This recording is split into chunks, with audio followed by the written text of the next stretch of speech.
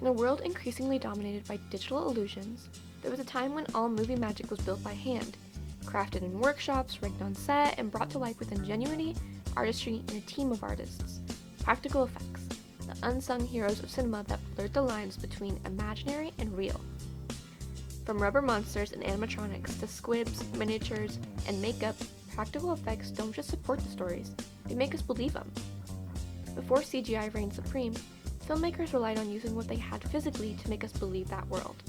This is a brief history of practical effects in film. In 1902, George Méliès's sci-fi classic, A Trip to the Moon, was the first real attempt at practical effects.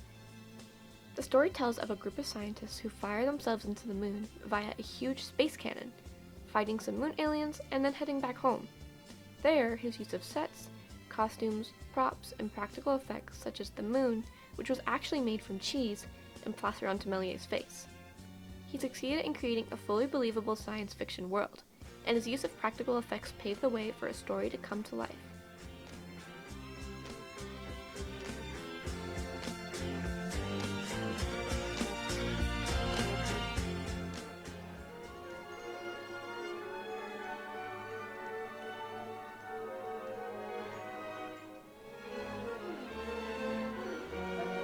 In 1927, at the time, the most expensive film ever made was Metropolis, and it was an important leap in practical effects. Its influence can be seen in films such as the Star Wars trilogy and the original Blade Runner. Miniatures allowed filmmakers to create scale in their films. Instead of constructing huge objects which would have been far too costly to build full size, miniature replicas were built and then shot close to the camera to make them look life size, allowing filmmakers to build full-length futuristic cities. 1933. The original Tale of King Kong would go on to be a cinema classic. The sight of such a massive gorilla stepping onto people and cars as he made his way through New York left audiences shocked and stunned by what they were seeing, with many factors going into the film that made it so unique and one of a kind by the use of stop motion. By taking every single snapshot taken by every single movement made by a post-inanimate object, in this case the miniature caricature of King Kong, it would create one continuous shot of the character in the scene. This tactic, using both stop motion and miniatures, brought us films like Godzilla, Jason and the Argonauts, Beetlejuice, and The Life Aquatic with Steve Zissou.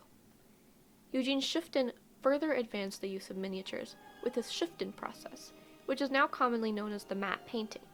An environment that could not otherwise exist is seemingly painted into the film after the actors have been filmed. This is an effect that allows actors to blend into their surroundings. This effect has also given us some of the most iconic images in cinema history, including the Statue of Liberty in Planet of the Apes and the secret government warehouse at the end of Raiders of the Lost Ark. Matte paintings have also been used by filmmakers since 1907. However, it was only when Technicolor took off that the effect took notice. The Wizard of Oz was the perfect showcase for the impact a truly great matte painting could have done on a movie. Dorothy's approach to the Emerald City wouldn't have become an iconic image if it hadn't been for the skills of the artists who worked on the film to create background images. One of the most memorable and best used practical effects was in Steven Spielberg's Jaws. After being told by everyone he approached that the animatronic shark, which could work in the ocean, would be impossible to build, Steven Spielberg approached the legendary bot Maddie, who created the giant squid in 2000 Leagues Under the Sea, agreed to come out of retirement to make the shark. Bruce, as the animatronic shark's name, was an engineering marvel. It was ahead of its time. So ahead of its time, in fact, that the technology wasn't really ready yet to make it work. The $250,000 shark ended up causing delay after delay during the shooting of the film. It sank, its motor would stop due to saltwater corrosion, it would get entangled with seaweed. The original 55-day shoot ended up taking 159 days. The malfunctioning shark taught Spielberg everything he needed to know about how to properly use practical effects. He decided to enact the Hitchcock principle of less is more, and hinted at the shark instead of showing it. Music became his weapons, and glimpses of the shark proved far more effective at portraying the deadly menace than the full shots. Jaws taught that you could harness the power of practical effects into something truly awesome. The release date was pushed to the summer, traditionally a low period for cinemas then, and Jaws' success in test screenings prompted Universal Studios for a wide release nationwide. Spielberg continued to push the boundaries of practical effects animatronics, and many more films can be used as examples of excellent puppetry and animatronics, such as E.T., Ghostbusters, and Labyrinth. Computer-generated imagery, otherwise known as CGI, revolutionized special effects like never before.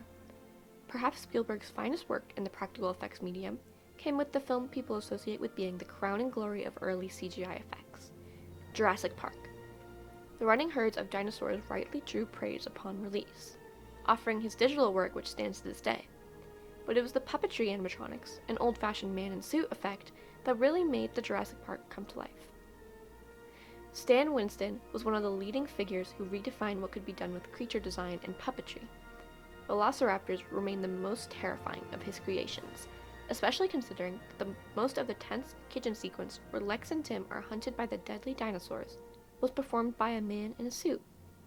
But even though only 4 minutes of the 14 involving dinosaurs were made exclusively with digital effects, the practical effects complement the work. Motion capture, another form of CGI, has been improved on in the past 10 years. For example, while a lot of makeup and practical effects was used for the character Gamora of Guardians of the Galaxy, more complicated characters such as Groot had to be created using motion capture in front of a green screen.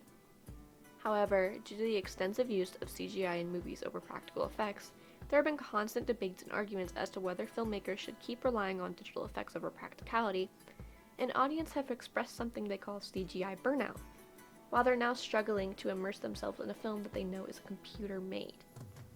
Within the last 5 years, we've seen a comeback in practical effects, with new Star Wars projects coming out such as The Force Awakens, hinting that they're going back to practical and prioritizing making a physical set over green screening it in. And films such as The Substance, Wicked, Barbie, and Superman, and many, many more new films are rejecting the digital effects process, challenging directors just a bit more, and winning great awards from it. Moving forward into the next age of cinema, it's safe to say that it looks like practical effects are making a popular comeback for the greater good.